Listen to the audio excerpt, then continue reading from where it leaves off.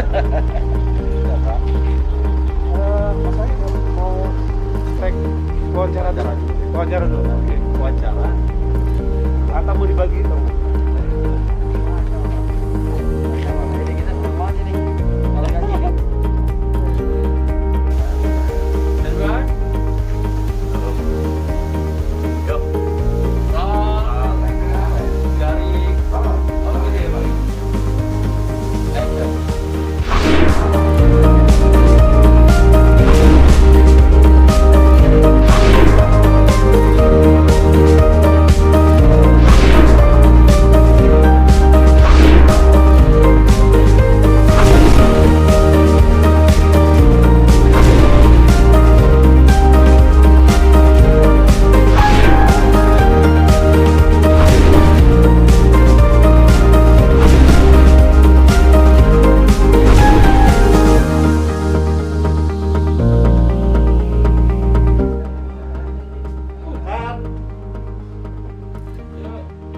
Sementara yang lainnya tadi itu hanya pengikut kan gitu ya. Iya, iya. Nah, yang pengikut tadi itu sebenarnya juga kayak misalnya sekarang di Indonesia ini banyak yang mendapatkan nilai manfaat, mendapatkan manfaat dari tren booming ini.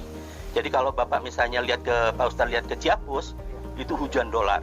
Banyak anak-anak muda itu sekarang beli mobil, terus juga bikin paranet itu dengan baja ringan dan sebagainya. Diekspor semuanya. Ada 15 eksportir di Ciapus tadi itu. Yang semuanya tadi itu anak-anak muda semua kan gitu ya. Itu kira-kira. Masya Allah. Pak Edi, pernah nggak punya pengalaman spiritual atau religi berkaitan dengan tanaman ini? Iya Pak Ustadz. Jadi banyak sebenarnya Pak Ustadz ya. Jadi terkait dengan pengalaman kita mengkulturkan, pengalaman kita meneliti dan sebagainya tadi itu banyak hal yang sebenarnya cukup menarik. Pertama, di dalam kultur jaringan, kalau kita dengarkan murotal Quran di kultur tadi itu pertumbuhannya 2 kali lebih cepat Pak Ustadz. Tumbuhan ini? Iya itu di dalam botol ya itu. Iya, iya. Kemudian juga kalau misalnya si pelaksana kultur tadi itu mohon maaf dia lagi apa istilahnya mens ya gitu ya maaf, itu hasil kulturnya kontaminan semua gitu ya kan. Sensitif itu. Iya, jadi bahkan kita juga mewajibkan para ininya tadi wudu, karena dengan wudu tadi itu bisa meningkatkan peluang kontaminasi menjadi rendah. Itu sebagai contoh. Kemudian kalau yang di luar, nah di luar tadi itu ini kayaknya sederhana Pak ya. Jadi misalnya bagaimana kita mengucap Bismillah itu berpengaruh Pak Ustaz terhadap tanaman tadi itu. Jadi banyak telah dijamu dengan pengetahuan yang luar biasa ini. Memang kalau kita tidak memiliki pengetahuan cukup tentang sesuatu, kita tidak bisa menilainya dengan baik. Namun tetap jadi orang yang cerdas, tidak latah, tidak berbelanja hal-hal yang tidak perlu, apalagi untuk kesombongan dan pengakuan semata. Assalamualaikum warahmatullahi wabarakatuh. Waalaikumsalam warahmatullahi wabarakatuh. Terima kasih Pak Edi. Iya, Pak. Ini harga berapa? Ini satu ini 7 juta ini ya. Allah. Iya. Allah. Iya. Allah. Per daunnya 1 juta. Saya takut pegang nanti. Oke. Pak Wahyu, mohon maaf nih kita mau tanya, Bapak tahu Exaflora dari mana? Terus apa kira-kira yang diperlukan dari Exaflora terkait dengan syuting ini? Saya kebetulan suka tanaman ya. Jadi saya sering buka-buka YouTube, sudah buka, belajar untuk mengenal tanaman. Kebetulan saya ya kadang-kadang iseng-iseng di rumah juga suka nanam-nanam. Gitu. Jadi ya insya Allah banyak yang bisa saya pelajari dari Exaflora. Gitu. Kenapa ke Exaflora? Kan banyak lagi yang lain yang tanamannya lebih bagus, lebih keren dan sebagainya. Banyak sih Pak, saya juga segala macam itu saya pelajari, cuma kan saya pengen dari sisi keilmuan ya memang Bapak udah pengalamannya gitu loh, ada ilmunya. Nah itu yang saya tertarik untuk melihat. Oke. Terima kasih banyak Pak Wahyu. Sama-sama, Mudah-mudahan sukses. Amin. Jadi maksudnya bahwa kan sekarang ini kita sedang ramai buku ini, buku Mutasi Varigata. Nah, membuat mutasi varigata itu sebenarnya dalam rangka untuk meningkatkan kualitas nilai tambah dari suatu tanaman.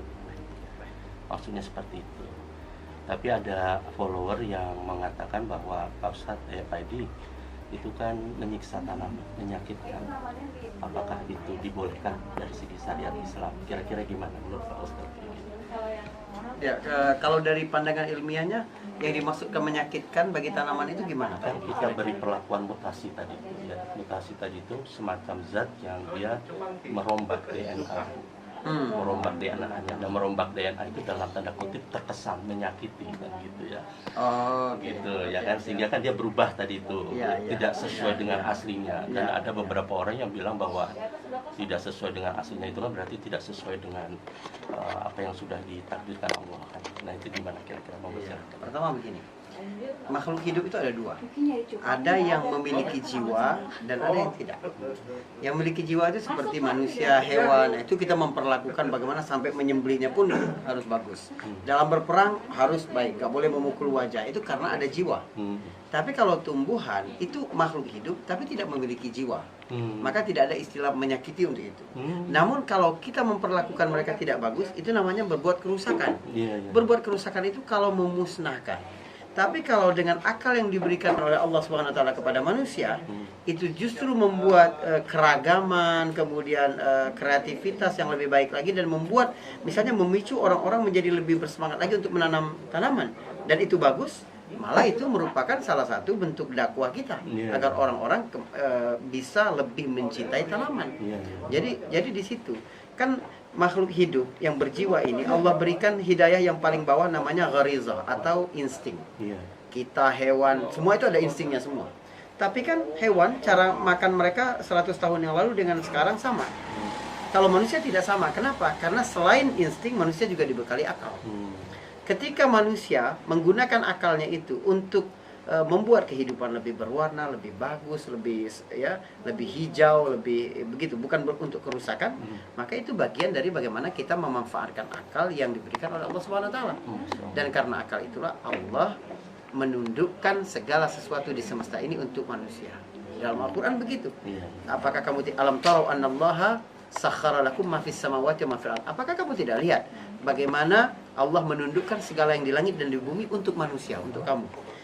Kita menyakiti dong hewan dibikin untuk bajak sawah atau ditunggangin, kan menyakiti dalam tanda petik. Tapi tidak, karena itu justru bagian dari cara Allah menundukkan semua semesta ini untuk manusia. Agar manusia tidak tunduk kepada apapun selain kepada Allah. Tanaman-tanaman ini memang harus tunduk kepada manusia. Jin harus tunduk kepada manusia, bukan sebaliknya, gitu. Tapi syaratnya apa? Kita tunduk kepada Allah. Kita tunduk kepada hukum Allah. Kita tunduk kepada aturan Allah. Allah memerintahkan kita untuk menanam, untuk, kan hadisnya begitu. Walaupun sudah ditiup kiamat, kalau di tangan kamu ada bibit, kamu bisa tanam, gitu. Nah, itu kan berarti apapun yang kita bisa gunakan, memanfaatkan akal kita dalam rangka memakmurkan bumi ini, termasuk membuat orang lebih semangat bercocok tanam, itu malah baik. Insya Allah. Amin. Iya, alhamdulillah Pak Ustadz. Jadi memang saya lebih beda lagi ya. Karena mendapat penguatan dari Pak Ustadz tadi. Jadi memang niat kita begitu ya.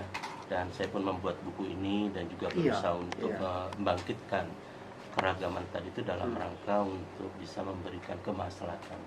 Jadi Indonesia ini kan negara mega biodiversity, Ustadz. Dan kita ini dilirik oleh negara-negara dunia karena keindahan tanaman tadi itu. Hanya sayangnya masih dalam bentuk plasmanupa, dalam bentuk jenis tanaman liar. Ya kayak Pak Ustadz lihat ini mother plant ini, dia jelek ini Pak Ustadz kan? Karena dia hitam, kecil dan sebagainya, ada merahnya dikit dan tapi sudah begitu menjadi seperti ini. Oh gitu. Ini nanti jadinya seperti begini ya? Ini anak cucunya ini. Oh begitu. Ini anak cucunya, ini yang penyilangnya itu Pak Greg Hambali. Beliau bisa menghasilkan uang miliaran dari hanya satu tanaman ini. Gitu.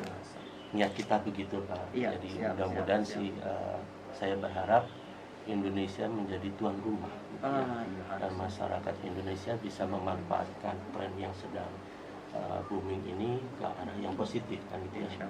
Jadi kebiasaan hidup baru yang positif terkait dengan bagaimana kita menghias rumah kita dengan tanaman itu kan positif sebenarnya. Betul. Bukan sesuatu yang dibuat-buat kan. Betul.